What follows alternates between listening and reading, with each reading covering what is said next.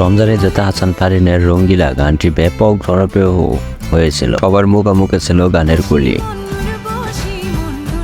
Magazine অনুষ্ঠান ইত্যাদি stage মাতিয়েছিল জনপ্রিয় এই জুটি। তবে সেই গানের প্রশংসা পেয়েছিলেন ফারিন। সেই গানের আবার ট্রলের শিকার হতে দেখা গেছে তাকে। কিছুদিন আগে ইউটিউব ট্রেন্ডিং এ 1 নম্বর ছিল গানটি। রেকর্ড পরিমাণ ভিউ পায় গানের ভিডিও। এবার সেই গানটি লন্ডনে একটি মঞ্চে গাইতে দেখা গেল ফারিনকে। সেই ভিডিওতে ছড়িয়ে পড়েছে সামাজিক যোগাযোগ মাধ্যমে।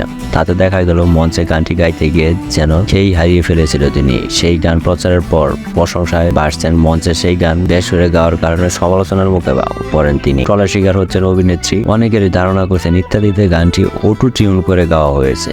এই কারণে ফারিনের গলায় বেসুরা মনে হয়নি। লন্ডনে সরাসরি গাইতে গিয়ে বিপত্তির মুখে পড়েন তিনি।